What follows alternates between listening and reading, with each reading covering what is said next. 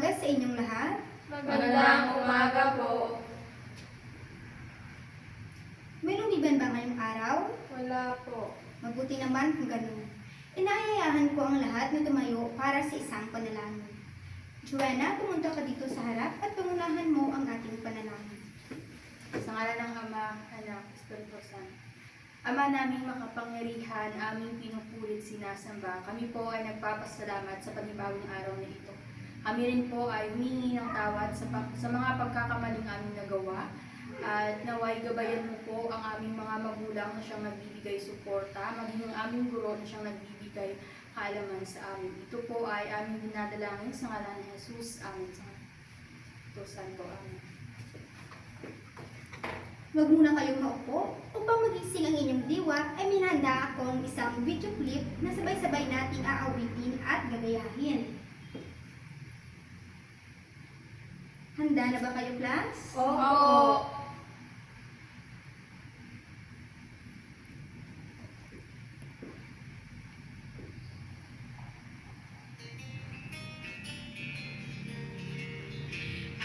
Ay may ulod na aking ginagalaw, aking ginagalaw, aking ginagalaw. Ako ay may ulod na aking ginagalaw.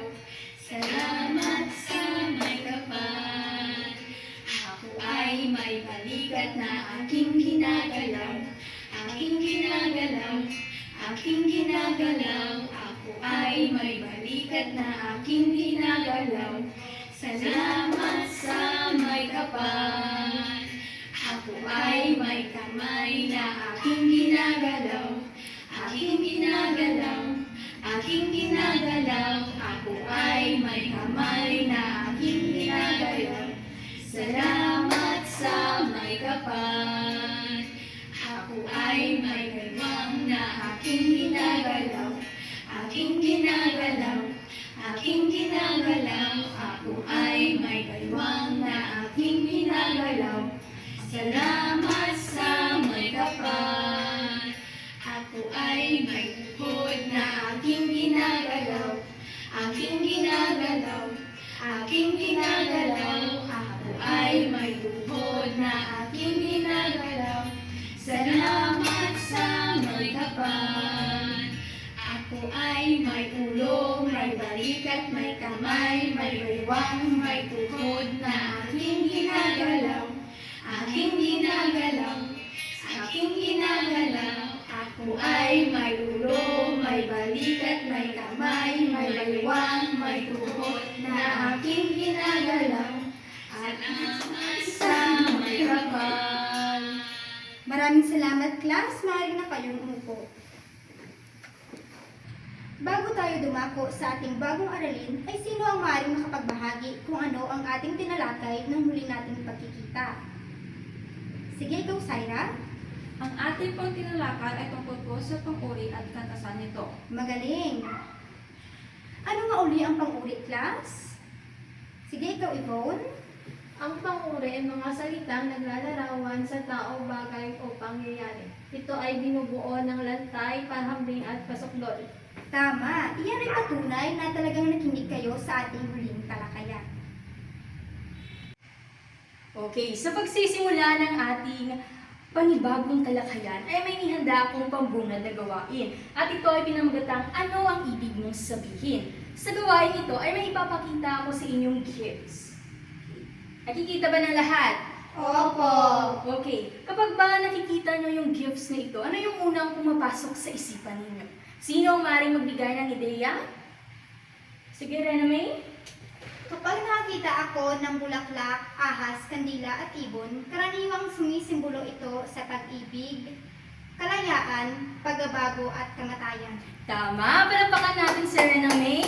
Isang patunay na hindi lamang karanasan ang mayroon siya, kundi meron siyang kaalaman.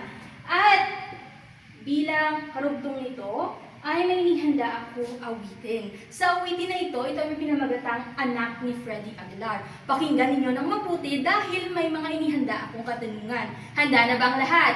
Opo. Sige, ipi-play ko ang... Pakinggan ng mabuti ha.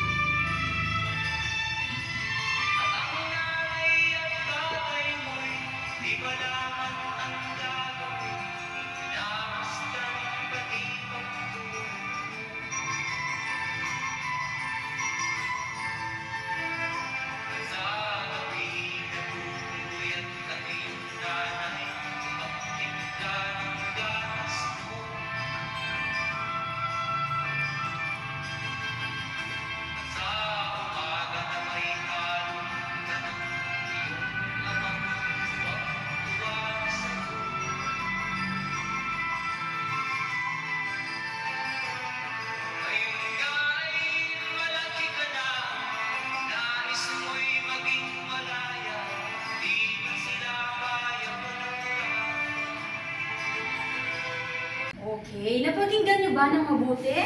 Opo. Talaga ba? Sige nga, tignan natin kung napakinggan ninyo ng mabuti. Ayon sa napakinggan nyo, ano yung mga simbolo na inihalahad o narinig ninyo sa musika? Ano-ano yung mga simbolo? Sino maaaring makapagbahagi? Sige, Johanna. Ang mga simbolo po ay anak, magulang, at luha. Tama, no? Maraming mga simbolo ang naipahayag o ibinahagi sa kanta. Ngunit yung kadalasan naririnig natin is ano nga yun? Anak, mga magulang, at Luha. luha. Okay. Sa mga simbolo na yan, syempre may ipinapahayag rin yung mensahe ang kanta.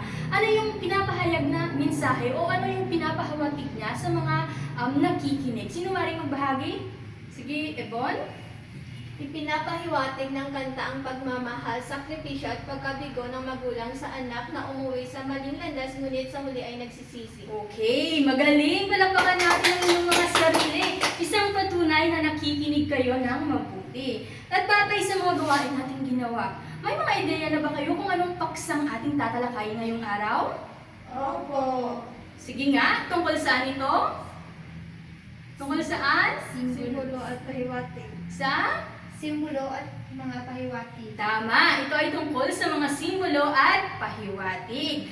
At sa pagtatalakay nito, kayo ay inaasahang napapakahulugan ang mga simbolo at pahiwatig ng mga salita. Ibig sabihin, hindi natin napapakahulugan ng ito sa simple, kundi alam natin yung mas malalim na kahulugan nito at diwa ng tinatawag nating simbolo at pahiwatig. Napapahalagahan rin ang karanasan sa kwentong May Gulong sa Buhay ni Genario R. Goco. Ibig sabihin, sa kwentong ito, dito ninyo malalaman kung ano yung mga simbolo at pahiwatig na ginamit. At panghuli, kayo ay nakakagawa ng sariling mga simbolo. Maliban sa pagpapakahulugan, matututo kayo kung paano gumawa ng mga simbolo na para sa inyo o ayon sa inyong karanasan o sa gusto ninyo. Ngayon, class, ating alamin kung ano ang mga simbolo at pahiwatig. Pwede bang basahin ng lahat? Ang simbolo ay maaaring tumutukoy sa sagisag. Ito ay isang bagay na nagrepresenta o kumakatawan sa isang ideya, larawan, paniniwala, pangyayari, sitwasyon o aksyon. Maraming salamat. Ang simbolo ay isang sagisag. Ibig sabihin, ito ay isang bagay, maaaring larawan, kulay at tauhan na may malalim na kahulugan. Pwede bang basahin ulit? Ang simbolo ginagamit sa mga akda ay nag-iiwan ng iba't ibang pagpapakahulugan sa mga mababasa. Ngunit ang pagpapakahulugan dapat ay hindi nalalayo sa tunay na nais na sabihin ng may akda. Maraming salamat. Ngayon ay may handa akong halimbawa. Pwede bang basahin? May mga taong bukod sa hangad na tularan ang lalong walang habas na ibon.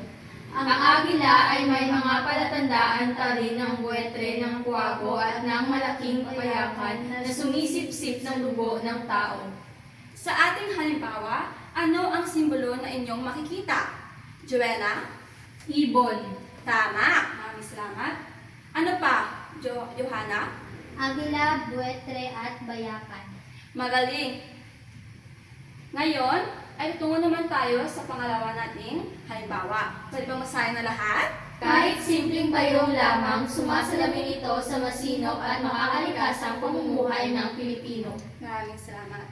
Sa ating pangalawang halimbawa, ano ang simbolo na inyong makikita? Yvonne? Bayong. Tama. Sige nga, kung naunawaan nyo ang ating tinalakay ngayong araw, magbigay kayo ng simbolo. Joanna? Apoy na sumisimbolo sa katapangan. Tama.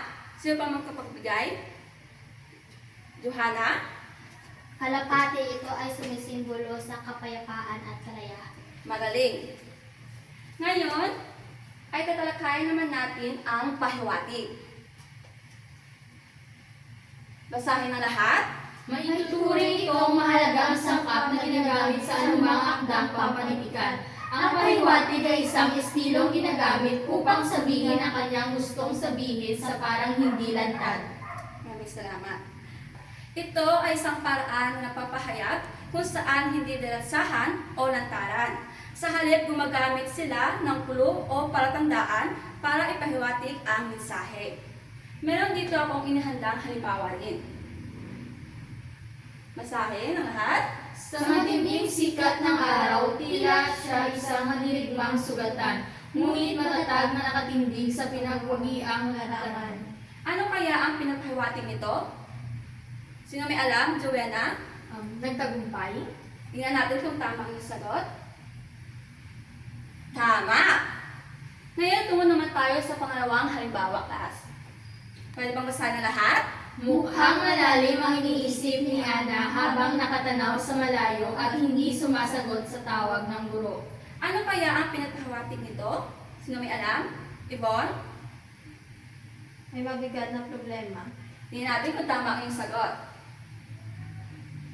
Tama! Ang ibig sabihin ay ipinapahiwatig nito na may mabigat na problema o suliranin si Ana.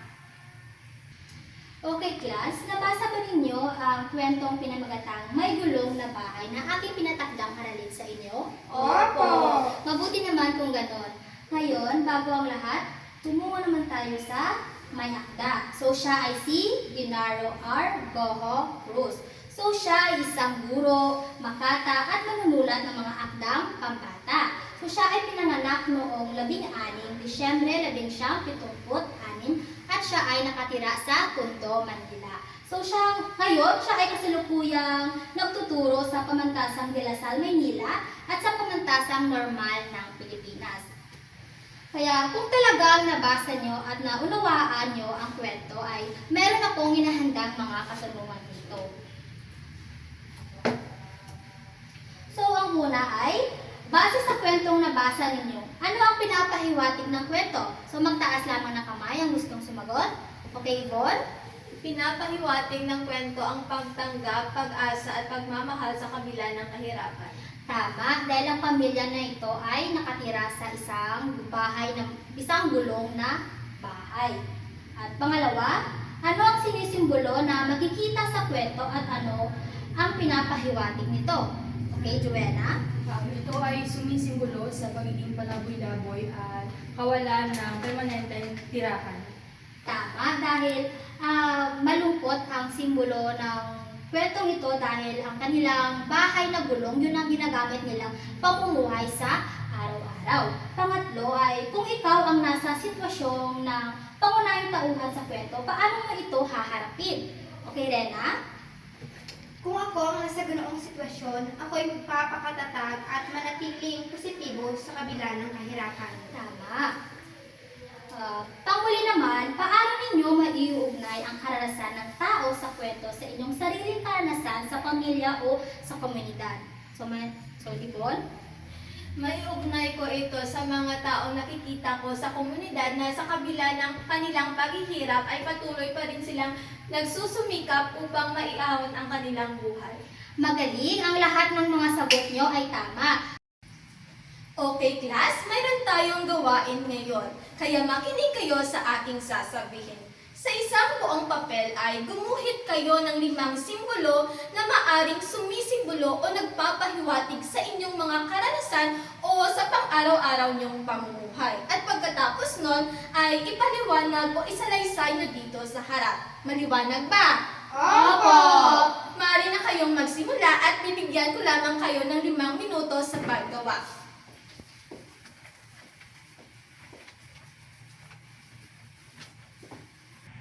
Tapos na ba ang lahat? Opo! Rena, maaari mo bang simulan sa pagpapaliwanag tungkol sa mga simbolong iyong ginuhit? Ang aking mga ginuhit ay puso, rosas, mensahe, singsing at kadena. Ang mga ito ay sumisimbolo ng pag-ibig. Wow, napakagaling naman! Bigyan naman natin ng 3 masigabong palakpak si Rena. Ngayon class, kumuha kayo ng isang kapat na papel at sagutan ng mga sumusunod. Maaari niyo bang basahin ang panuto? Bilugan ang mga titik na maaaring maging simbolo at hiwatig ng mga salita. Maaari na kayong mag-umpisa at bibigyan ko lamang kayo ng 5 minuto sa pagsagot.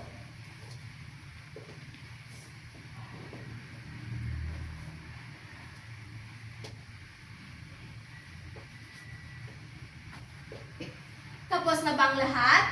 Opo! Pakipasa ng inyong mga papel at ako na ang magwawasto.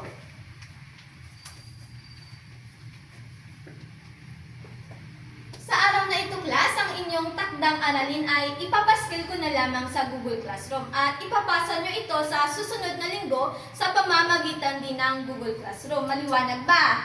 Opo! Mabuti naman kung ganon. At dito nagtatapos ang ating talakayan ngayong araw. Paalam!